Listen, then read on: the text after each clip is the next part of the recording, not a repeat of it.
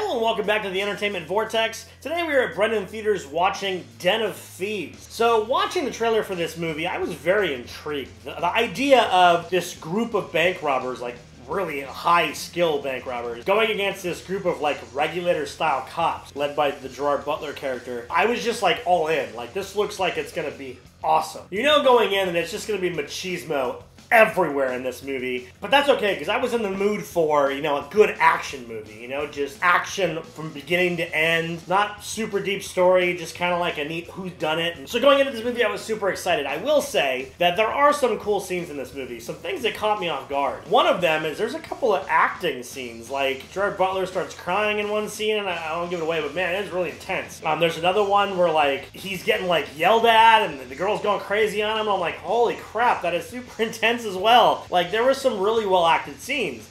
I mean, they're few and far between. It's a typical action movie, but those really caught me off guard. They were really well done. So seeing the trailers for this movie, it was one of those things where I felt like maybe this would be something that potentially be good. I wasn't sure when it was being released until things came up closer, and then I saw a January release date, and I was like, this might not be what I'm looking for. I figured we would see it anyway.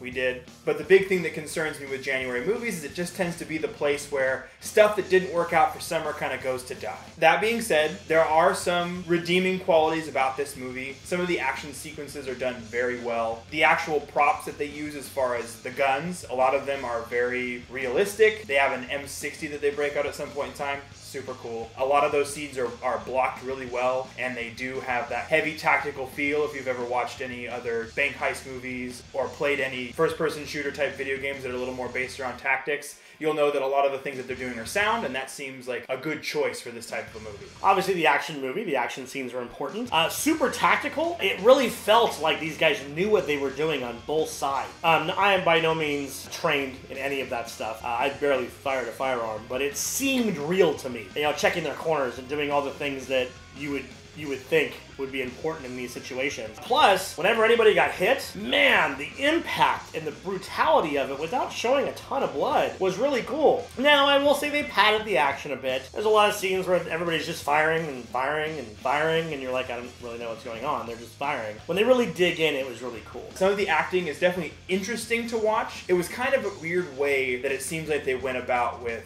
Gerard Butler's character, because obviously he's a large part of the trailer, and they kind of focus in on his character. It seems like what they did was they said, all right, so here, we're going to give you an outline. These are the bullet points that you need to hit, and then say whatever the hell you want in the meantime. There are some moments that are just laugh out loud hilarious. The things that he says, the way that he banters with people is ridiculously funny. I don't know exactly how great a choice that was to give him that much freedom with his character. It does add for some entertainment value, but some of it is a little over the top and a little bit cheesy. I mean, I could see saying, hey, Daniel Day-Lewis, or hey, Gary Oldman, here's just an outline and fill it in with whatever you want, and having that work out for like an Oscar-worthy performance. This may not have been that attempt, but overall, like I said, the character is entertaining. It's just sometimes it feels a little out of place. Now, for the bad part of the movie. Obviously, this type of movie is where you're trying to figure out what's going on. Both sides are trying to trick the other, trying to stay a step ahead. They want to arrest or kill him or whatever the cops are trying to do in this movie. You see in the trailer, he says they're the bad guys. And then you've got the crew that's trying to pull off this crazy heist, and they're trying to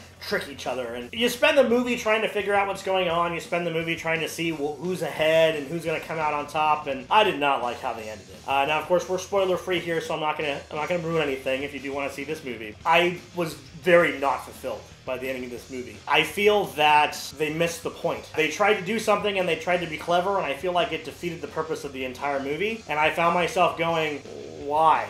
Like, why did that happen? We had talked to a couple people as we left the theater, and they were talking about how they really liked that was a cool aspect of the movie. So take that with a grain of salt. It might be that I was looking for one thing, and they gave another, but I don't know, it just was really unfulfilling. The movie left me wanting more. The movie left me, like, I got invested in things that I didn't get a proper answer to, and that kind of upsets me. As far as the actual story is concerned, there is a lot left to be desired here. It does feel somewhat like it's like leftover pieces of movies like The Town or the Fast and the Furious franchise. There's a lot of like that like family of thieves kind of coming together, and the way that it turns out kind of has that like, you know, that hammy feel that you sometimes see in like the Fast and the Furious franchise. While it can be charming in that type of a situation where everything is pretty well done, in this type of a movie, it falls flat in some places. and it almost seems unimportant. As far as the actual ending is concerned, we won't talk about specifics, but the setup pieces that they use for it, there are a little,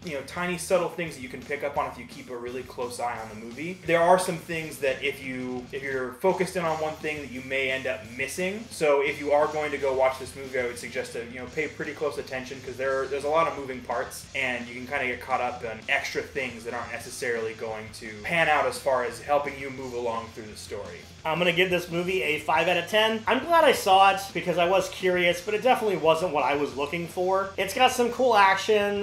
Gerard Butler's character is super BA in this.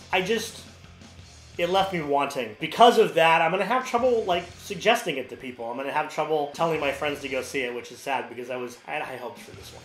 Overall, I would give this movie a 5.5 out of 10. Not something that I probably would have seen if it hadn't been for going out to actually review the film. Maybe picked it up watching it on HBO or Netflix or something along those lines. I might have stumbled upon it, that sort of a thing. But overall, like I said, it's just lacking.